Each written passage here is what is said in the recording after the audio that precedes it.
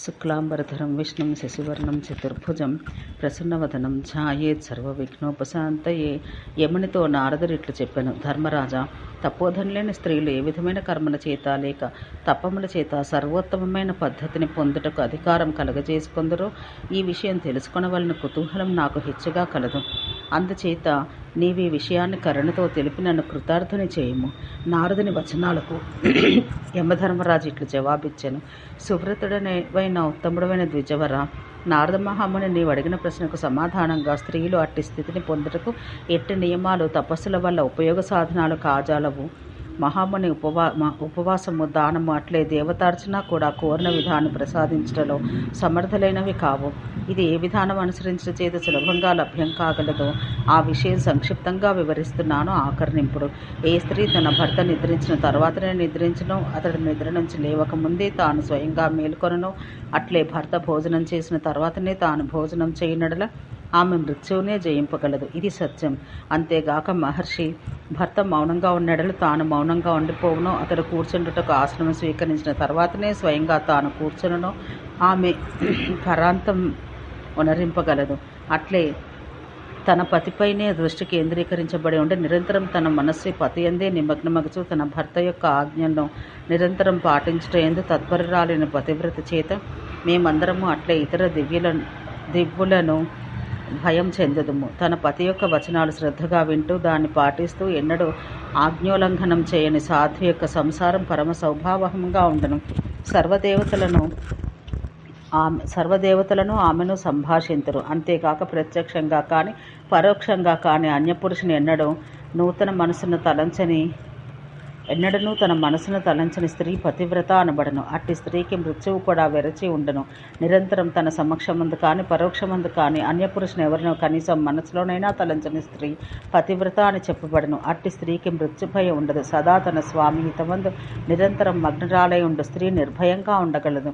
సదా పతి ఆజ్ఞలు అనుసరించు పతివ్రతయగు స్త్రీ మృత్యువు చేత జయింపబడగలదు, అనగా ఆమె నరకలోక ఛాయలు కూడా చూడదు. అంతేకాక యమధర్మరాజు నారదునితో, బ్రహ్మనందన, ఏ స్త్రీ తన భర్తను గురించి ఇతడే నా తల్లి, తండ్రి, సోదరులు ఇంకను పరమదైవము అగునని ఊహించను, అట్లే సదా పతి శుశ్రూష ఎందు సంలగ్నురాలై ఉండను, అట్టి పతివ్రతపై నా శాసన ప్రభావం ఏమాత్రమూ ఉండదు. తన స్వామిని నిరంతరం ధ్యానించుట, అతన్ని అనుసరించుట, అనుగమించుటకు వ్యతిరేకంగా ఒక్క క్షణం కూడా నష్టం, వ్యర్థ ఆలోచనలందు నష్టం కాకుండా ఉండను ఆమె పరమసాధ్వి. నేను ఆమె ఎదుట చేతులు జోడించి నమస్కరిస్తాను. తన పతి గురించిన ఆలోచనల తర్వాత తనకు తోచిన ఆలోచన వ్యక్తీకరించను ఆ పతివ్రతకు మృత్యువు యొక్క ఆభాసము చూడవలసిన లేక అవసరం లేదు.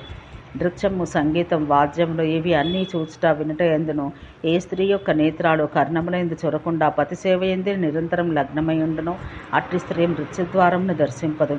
ఏ స్త్రీ స్నానం చేయనప్పుడు, స్వచ్ఛందంగా కూర్చున్నప్పుడు, అట్లే కేశ సంస్కారం చేసుకొనుచున్న సమయమందు మనసులో కూడా అన్య వ్యక్తిపై దృష్టి రానియకుండా ఆమెకు మృత్యుద్వార భీతి ఉండదు.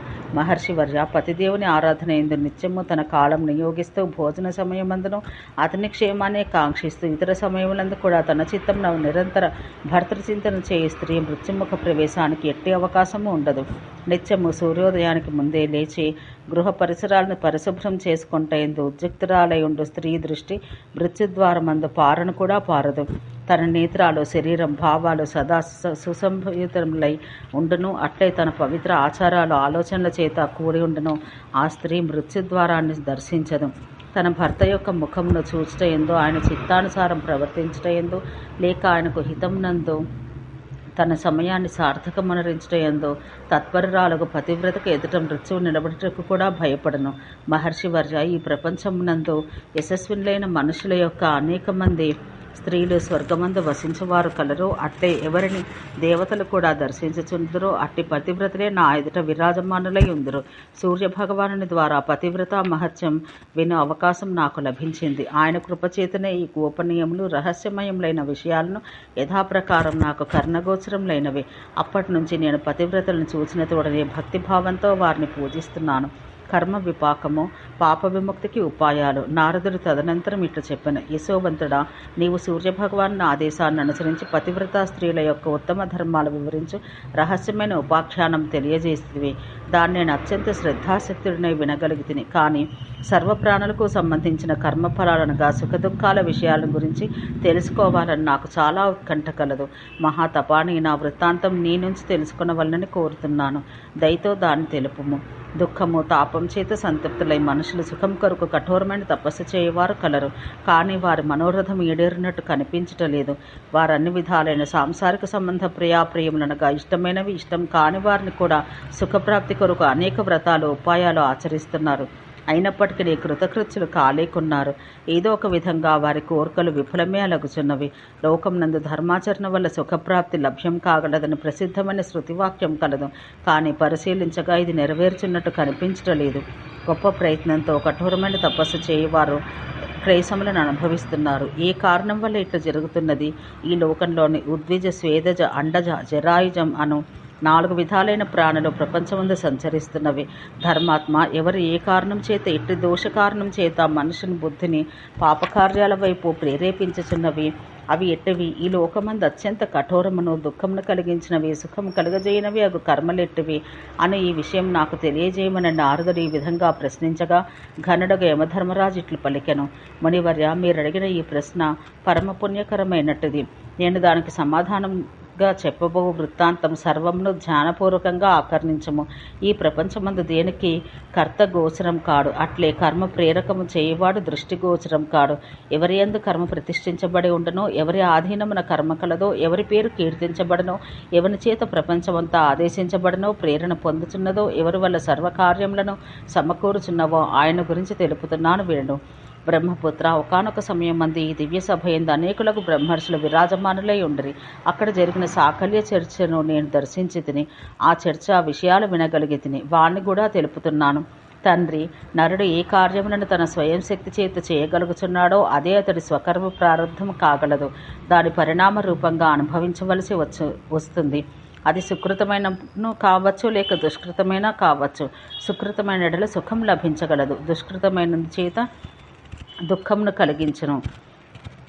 ఏ వ్యక్తి సంసార దుఃఖాది ద్వంద్వములందు పడి పీడించబడనో అట్టి వ్యక్తి తనను తానే ఉద్ధరించుకోవలను. ఎందుకనగా నరుడు తనకు తానే తన శత్రువు మిత్రుడు అగుచున్నాడు. జీవుడు తనకు తానే పూర్వం ఆచరించిన కర్మల యొక్క నిశ్చిత రూపం చేత ఈ ప్రపంచమందు వేల కొలది గర్భములందు జనించి అనుభవించును.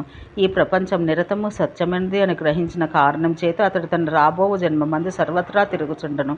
ప్రాణి కర్మను చేయుచున్న కొలది అది అతడికి సంచితం అగుచుండను.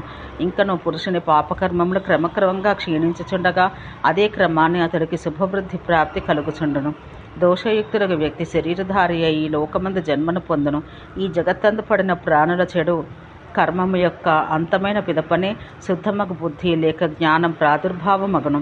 ప్రాణి యొక్క పూర్వ శరీర సంబంధాన్ని కలిగేందు శుభాశుభముల బుద్ధి ప్రాప్తి అగును. నరుడు స్వయంగా ఉపార్జించిన దుష్కృత సుకృతంలో మరుజన్మమందు వానికి అనురూపంగానే సహాయకములగుచుండును. పాపం అంతం కాగానే క్లేశములు నశించును. దాని ఫలస్వరూపంగా ప్రాణి శుభకర్మమందు నియుక్తుడగును. ఈ విధంగా మనుషుడు సత్యకర్మల యొక్క ఫలంను శుభంగాను, అట్లే దుష్కర్మల ఫలం అశుభంగాను అనుభవించవలసి వచ్చును. అంతటా అతడి విస్తృత కర్మల యందు నిర్మలత్వం కలిగి సమాజమందు అతనికి గౌరవ ప్రాప్తి లభ్యమగును. శుభకర్మల ఫలస్వరూపంగా స్వర్గము, అట్లే ఆ అశుభకర్మల ఫలప్రాప్తంగా నరకానికి పోవును. వస్తుతః అతడు ఎవరికీ ఏమీ ఇచ్చినది లేదు, అట్లే ఇతరుల నుండి తీసుకున్నది లేదు.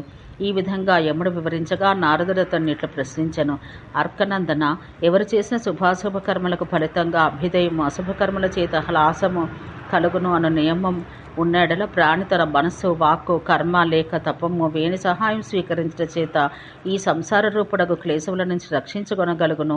నీవు దీన్ని కూడా తెలియజేయము అనగా యముడు ఇట్లు చెప్పెను: సంయమివరా, ఈ మన ప్రసంగం అశుభములను కూడా శుభమునరించినదియు, పరమ పవిత్రమైనది, పుణ్యస్వరూపమైనది, అదేవిధంగా పాపాలు దోషాలను నిరంతర సంహారకమగుచున్నవి. ఇప్పుడు నేను ఆ జగస్రష్టుడు జగదీశ్వరుడు ఎవని ఇచ్చచేత సర్వప్రపంచం చలించుచున్నదో అట్టి వానికి ప్రణామపూర్వకంగా నమస్కరించి నీ ఎదుట సంపూర్ణంగా వర్ణిస్తున్నాను వినము.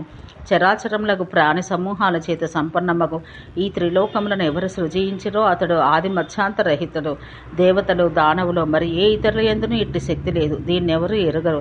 ఎవరు సమస్త ప్రాణుల యందు సమాన దృష్టి కలిగి ఉన్నాడో అతడు వేదతత్వాన్ని ఎరిగినవాడే సర్వ పాపాల నుండి ముక్తుడగును. ఎవనికి తన ఆత్మ వశమందుండునో మనస్సందు నిరంతరం శాంతి విరాజిల్లుచుండునో ఎవడు జ్ఞాని అయి సర్వజ్ఞుడగునో అతడు పాపముల నుంచి ముక్తుడగుచున్నాడు. ధర్మం యొక్క సారం అర్థం దాని స్వభావం అట్లే జీవుల విషయములందు ఎవనికి సర్వజ్ఞానం కలదో జన్మించిన తర్వాత ఎవరు తిరిగి ప్రమాదమును కొని తెచ్చుకొనడో అతనికి సనాతన పథము సులభమగును. గుణ అవగుణంలో క్షయాక్షయములను ఎవరు సంపూర్తిగా ఎరుగునో అట్లే ధ్యాన ప్రభావము చేత ఎవరి అజ్ఞానం నశించిపోవునో అతడు పాపం నుండి విముక్తి అగును.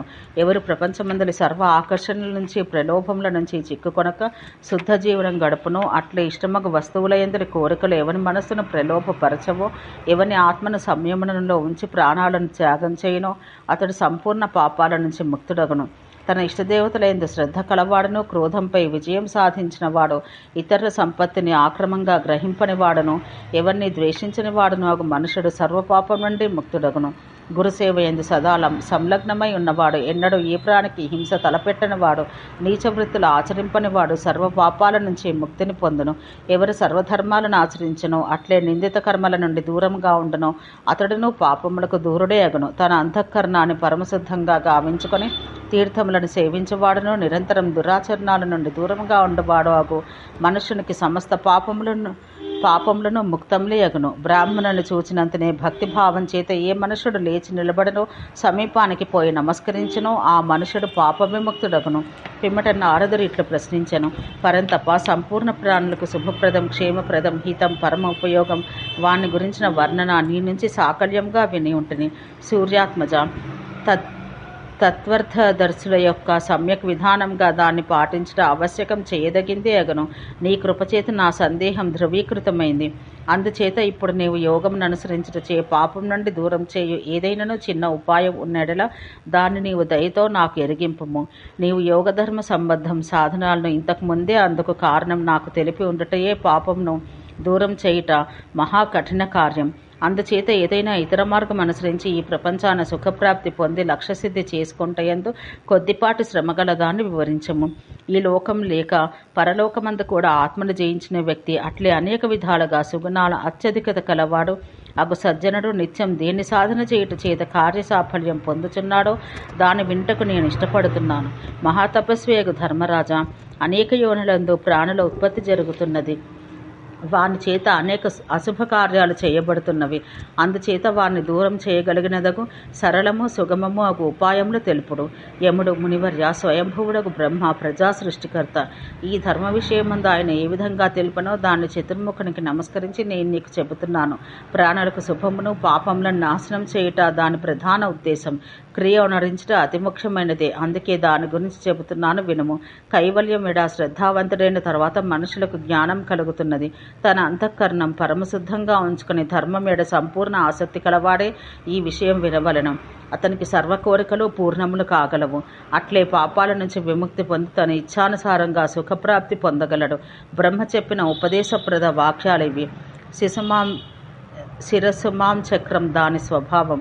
దాని రూపంను ప్రతిమగా చేయించి తన శరీరమందు భావించుకుని దాన్ని అర్చించి అభివాదం చేయు మనుషునికి సర్వపాపంలో నష్టంలగును. అట్లే ఆ వ్యక్తి ఉద్ధరించబడును. తన వాక్కర్మల చేత పాపము నడిచిన వ్యక్తి నిందితుడొకట ఎందు సందేహం లేదు. ఈ చక్రమందు గల సోముడు గురుడు మొదలగు సర్వగ్రహములకును అతడు మానసిక ప్రదక్షిణ చేసి ధ్యానం చేసిన ఎడల అట్టి మానవుడు అనేక పాపాల నుంచి ముక్తుడగను. శుక్రుడు బుధుడు శనీశ్వరుడు మంగళుడు అను ఇవి అన్నీ బలమైన గ్రహాలు. చంద్రునిది సౌమ్య రూపం. హృదయమందే ఈ రూపాలను భావించుకొని ప్రదక్షిణం ధ్యానాలు చేసుకున్నప్పుడు మనుషుని పాపాలు శాశ్వతంగా సిద్ధి పొందును. అట్టి సమయమందు శుద్ధత ప్రాప్తించగలదు. ఆ సమయాన శరదృతువు యొక్క చంద్రుని వలె పురుషుని ఆత్మ శుద్ధం నందును. 100 మార్లు ప్రాణాయామం చేయుట చేత సంపూర్ణ పాప విముక్తి కలుగును. మునివర్య, మనుషుడు యత్నపూర్వకంగా శుద్ధుడై జఘన స్నానమునందుండు చంద్రుని దర్శించి నమస్కరించవలను. దీని ఫలస్వరూపంగా అతడు సమస్త పాపముల నుంచి ముక్తుడు కాగలడు. శంసుమారక చక్రం 800 అక్షరాలచే సంపన్నమైనది. దీన్ని నీటి యందు ప్రక్షేపించి ఉండగా ఆర్ద్రుడై ధ్యానం చెయ్యాలి. చంద్రుడును సూర్యుడును ఇరువురు స్వయంగా స్వచ్ఛమైన దేవతలు. తమ తేజస్సు చేత ప్రకాశించు ఈ ఇద్దరు ఒకరినొకరు చూచుకున్న సమయమందు హృదయమున వీరి ధ్యానం చేయవలెను. అందుచేత సంతతము పాపసమం కలుగును. మహాముని మానవులు ఈ విధంగా కల్పన చేసుకొనగా శ్రీహరియే శింసుమార చక్రమయ వామన రూపాన అవతరించినట్లు, అట్లే ఆయనయే వరాహరూప ధారణ చేసి జలంపై దర్శనం ఒసగినట్టు, మరియు ఆయన యొక్క దంష్ట్రులపై పృథ్వీ శోభించుచున్నట్టు, ఇంకను ఆయనయే నృసింహ రూపాన అవతరించినట్లును భావించి ప్రార్థించాలి. నీరు లేక పాలను ఆహారంగా తీసుకొని ఆయన్ను ఆరాధించాలి. అందుకే ఆ ఆరాధకుడు సర్వపాపాల నుండి ఉద్ధరించబడను. విధిపూర్వకంగా ఆయనకు నమస్కరించినట్లా సర్వపాప విముక్తి లభించును. ఓం శాంతి శాంతి శాంతి.